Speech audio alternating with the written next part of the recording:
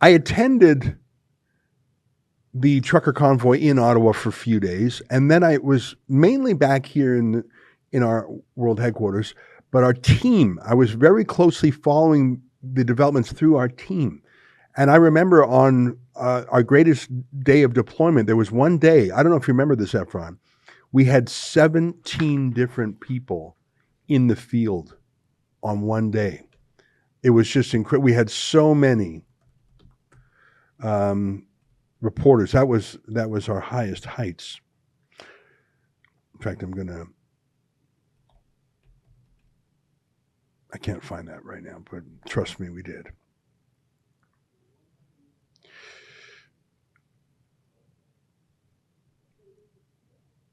So I followed it very closely. And I'm telling you that we never once saw any violence. We never once saw any threats of violence. None at all from the truckers.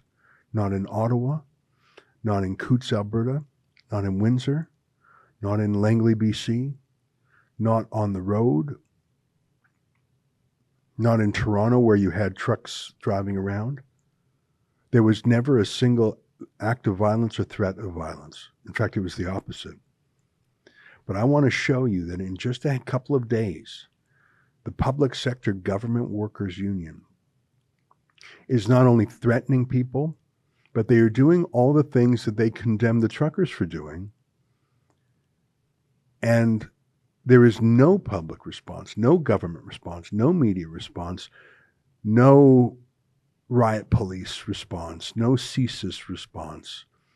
Justin Trudeau doesn't have a word to say here.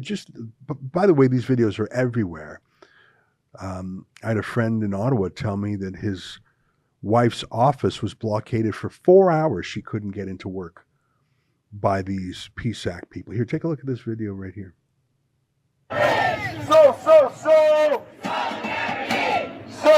You hear that? They are taking the bridge. They are taking the bridge. Taking the bridge. Share this. PSAC has just announced they are taking this critical infrastructure.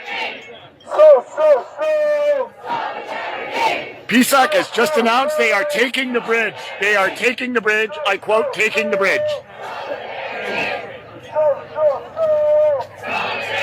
I quote, we are taking the bridge. Ottawa police are facilitated.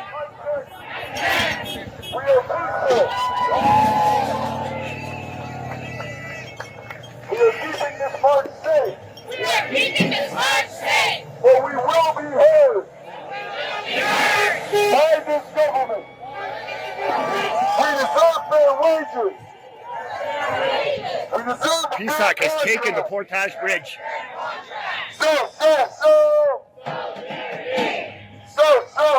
PSAC has taken the Portage Bridge. All right, that was interesting. I don't think they quite blocked the bridge, although it looks like they're walking on the roads and I see no cars there. But there was another video, I think we showed it the other day, I think it was from City News, showing people stopping a car, kicking the car, threatening people in the car. I think that's actually more on point. Do you know what I'm talking about? City News was surprisingly bold in what they showed. There was some other coverage that was just atrocious. By the way, I'm not against peaceful protests. I'm not against noisy protests. And, you know, if you're going to block a bridge for a bit, that's very inconvenient. But I'm not saying it rises to the order of a national emergency. But Trudeau said that, didn't he? Yeah. These guys at City News, I wonder if they've been corrected to shut up about this. But take a look. This is their banner here is striking federal workers escalate. Take a look at the north of escalation. Shepherd, one of 250 pickets set up at government offices across the country. And now on day 6, with no deal in sight, things are ramping up. Our cameras captured a clash between striking workers and a driver leaving the service center this morning. We are asking people to sort of stand with us in solidarity for a moment, for 10 minutes. Previously, we were holding people for 5 minutes, but now we're doing 10 minutes. People have been pretty receptive, actually, so that's great. We haven't had too many issues. Another tactic now coming into play, disrupt the economy. A media rep for the Public Service Alliance of Canada tells me as of today, striking workers are hampering access to some Canadian ports, including the Port of Montreal. Michelle Spencer with the union representing CRA workers here in Toronto tells me they have no choice but to apply more pressure. At this point, we have to do what we have to do. We need the employer to take us seriously. We don't want to be here. We were forced here. Our teams have been bargaining for almost 2 years.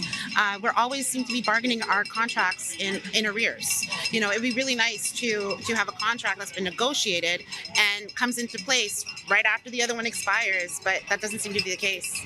Treasury Board employees are asking for a 13.5% wage increase over 3 years, while CRA workers are demanding a 22.5% pay hike. After a weekend of rhetoric between the two sides, by Sunday evening, the union did say that the strike was closer to a resolution with some progress on remote work and wages, but not enough to end the strike. The federal government maintains it is offering a fair and competitive deal. A third party, an objective third party, which has been working with both sides on the negotiations, judged that 9% over 3 years was a fair and appropriate landing zone.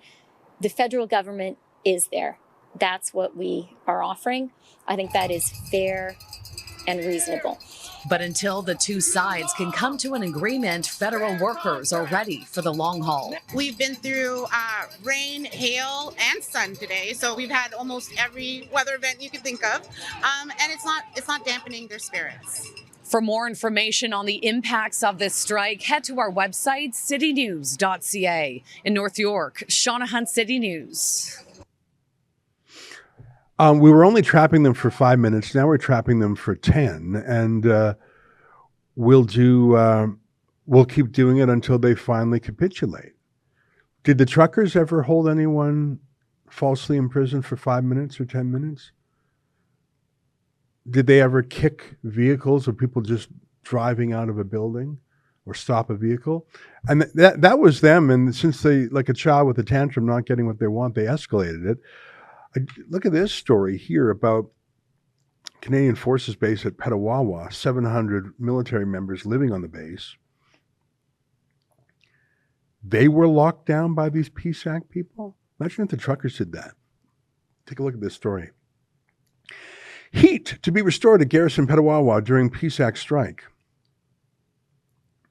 Heat and hot water will return to Garrison Petawawa after roughly 700 military members living on the base and office staff were without heat for 3 days during the strike by public service workers. Public service workers at the central heating plant on the base have now been deemed essential. Can you imagine that? I just don't know when the plant will be operational. Garrison is currently working on that, an official said. Imagine shutting off the heat on a military base. Are they working for China also? Looks like it. And then Global News has a story about CFB Kingston. That's another military base. Let's show that CFB Kingston story from Global. Striking PSAC workers block off access to CFB Kingston amid stalemate. Literally endangering, blocking, challenging, violating critical federal infrastructure. As federal government workers entered the second week of their strike-to-back demands for a new contract, things ratcheted up at the picket lines. 100 of Public Service Alliance of Canada members blocked gates to CFB Kingston and the Royal Military College during a stalemate at the bargaining table. We know that the employer is passing on messages up their chain of command, blah, blah, blah. Picketers formed lines at the two gates, halting vehicles that tried to enter. The only exceptions were soldiers who were heading to deployment and anything medically related. Oh, yeah, no problem. Where's Trudeau? Where's Trudeau? Well, we saw that Chrystia Freeland is literally negotiating with these people while they conduct violence. Trudeau's busy. He's partying in New York. I'd like to add it up. I think Trudeau has gone to New York at least 30 times since he's become prime minister, which is much more than he's gone to, say, a gross place like Calgary. Frankly, I'm glad he goes to New York rather than Calgary. If he goes to Calgary, he would dream up more carbon taxes. So he's down partying in New York City, the largest strike in Canadian history. a violent strike, false imprisonment, blockading military bases. They're negotiating as if nothing is out of the ordinary. And listen, Trudeau's got some partying to do. Is that clip any interesting of him? Yeah, let's take a look. Take a look at him. He looks like he's been drinking. Let's take a look. Obviously, while I'm here, continue to be kept apprised of other issues around the world and things going on back home, like the latest state of negotiations around the public service labor disruption. The NDP and the Conservatives have criticized you for coming to New York while the strike continues at home. The union is also calling on you to get directly involved. So I'm wondering if when you do go back to Canada, do you intend to do anything to try to break this impasse? I have been directly and intimately involved in the negotiations, in hearing about what discussions are going on. I have deep faith in collective bargaining as a process, and we know that our negotiators are putting forward serious offers and working constructively with laborers on this. This is an important part of how we make sure that workers are properly supported in this country, and we're going to continue to allow it to unfold, and I will continue to be engaged with it. You know, I think Trudeau goes down to New York to blow off steam, so to speak. He loves going to New York, LA. He went to Chicago to hang out with some Obama people. I just sent you a link. It's a short video. Justin Trudeau stands up and he wobbles, and that's okay. Anyone might momentarily lose their balance. I mean, he's a healthy, fit 50-year-old, 51-year-old, but anyone, the best of us, can stumble once in a while. I call this the triple wobble. The triple wobble. And you tell me, drunk or high? Take a look. In those senses, position ourselves just in the center, try to elevate the debate. Thank you so much. 1, 2, 3.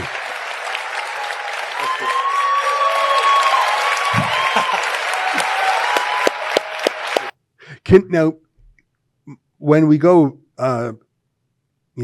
big screen, small screen, the little screen of me, picture-in-picture is on the right. Can we move my picture-in-picture to the left and replay the last 10 seconds of it again? I want people to see what I call the triple wobble. Is that possible to do?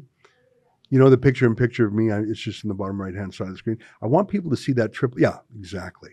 Perfect. Thank you for doing that. I call this the triple wobble. Once, anyone could happen. Twice, okay, were you drinking? Third time, national embarrassment. Take a look at the triple wobble one more time. Justin Trudeau this was Obama's, I think, first chief of staff, actually. Let's take a look.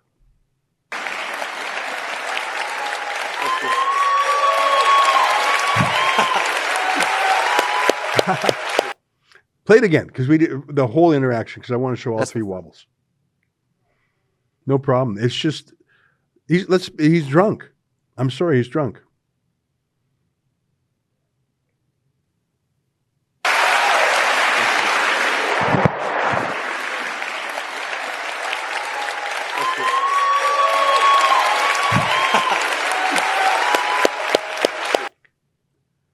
Absolutely, he was drunk.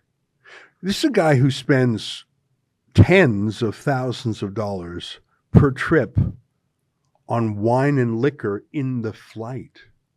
Of course he was drunk. That's what it goes down to. See, you can party in a foreign city in a way that you can't party in Canada when you're the prime minister, because if you're in Canada, people are going to see you. But if you're in New York, frankly, the prime minister of Canada is not that big a deal in New York City.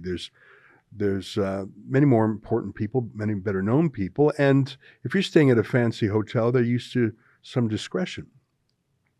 I think Trudeau goes down there to blow off steam. That's a clip from something we call Rebel News Daily. It's our daily live stream hosted by my friend David Menzies, but the show also includes a rotating cast of hosts and special guests, including me. It's a great way for us to talk about the news of the day as the news is happening in an unscripted fashion, and it's an awesome way for you to interact with us as well. We stream every weekday, 1 p.m. Eastern, 11 a.m. Mountain, wherever you find Rebel News. See you there.